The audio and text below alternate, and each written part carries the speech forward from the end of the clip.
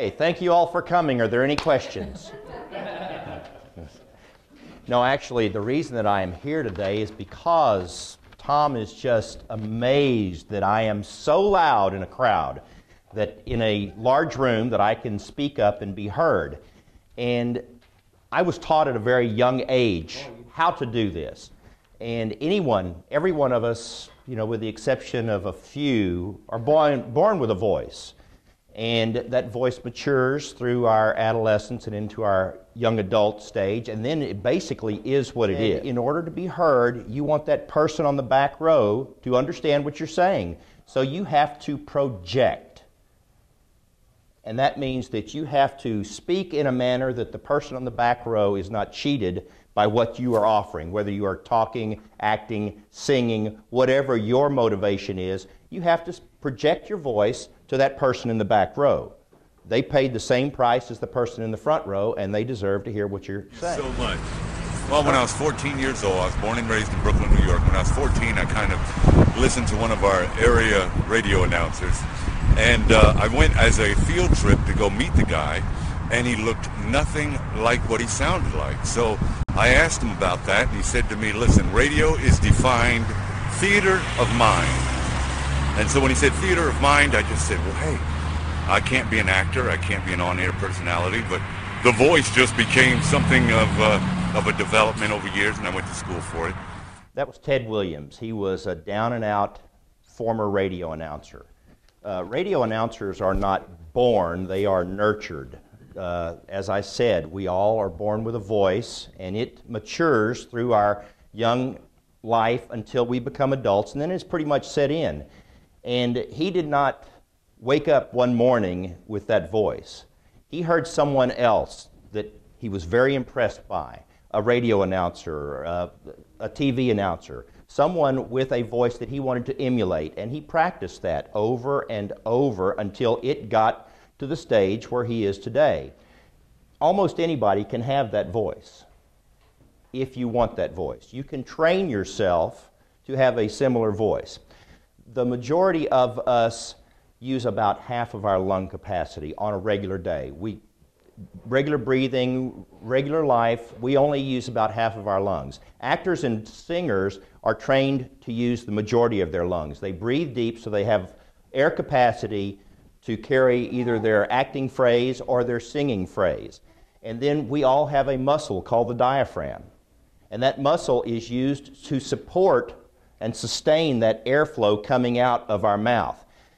In our head is basically a resonation cavity. So your head, in singing, it's called the mask. And you focus the tone through the mask so that you get that resonant voice like Ted Williams had. But that's not enough. You have to practice that on a long-standing basis. Anytime you are making a presentation, you have to have attitude that I have something that Barry needs to hear, so I'm going to say it in a manner that Barry can hear it. To be or not to be would not have endured for over 500 years had those actors not projected it in a way that the audience could hear it. They had no microphones in Shakespeare's day. The acoustics of their buildings were about the level of a barn.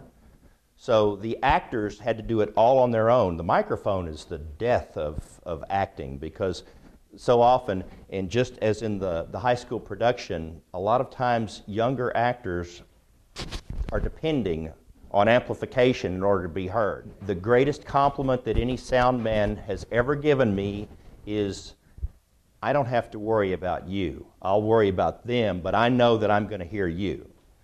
And that's just attitude and training. This is my regular speaking voice. This is my stage voice.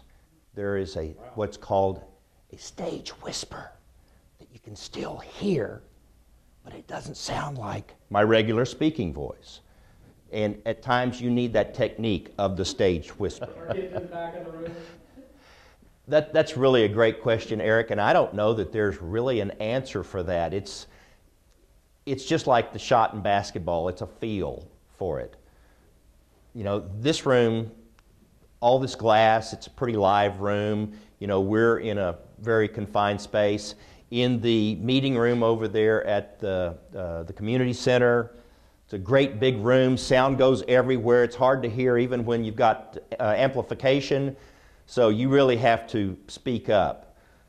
You just don't want to sound like you're shouting, but it's really just a feel. It depends on the space, and there were only 2 or 3 in the show that were mic'd, and either they couldn't carry the room or their voice in the range and the main character, well, not the Drowsy, but actually the Drowsy's singing voice was a little light.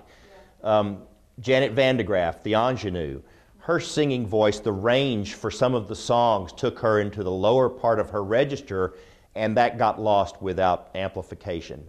But it was just a very few. The show was in the round at Theater 3. It's 242 seats. They're on all 4 sides. And if you're sitting in the wrong spot, all you hear is the orchestra. But there were 17 actors in the show, and these 17 actors in the show, and it was one of the best shows that I have ever done. Start to finish, production, the show quality, the actors, the company, but very entertaining. But in a large stage such as the 700-seat Performing Arts in Garland, the Granville Performing Arts in the large stage, it's 700 seats, the acoustics aren't that great, and so everybody is body mic'd. At Irving, in the Carpenter Hall, which is 650 seats with a balcony and loge seats, everybody is mic'd. If you don't know the difference, a proscenium stage is a stage where you are separated.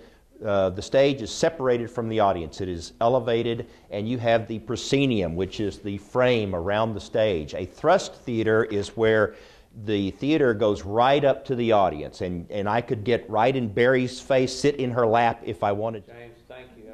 Well, thank y'all. I appreciate the opportunity.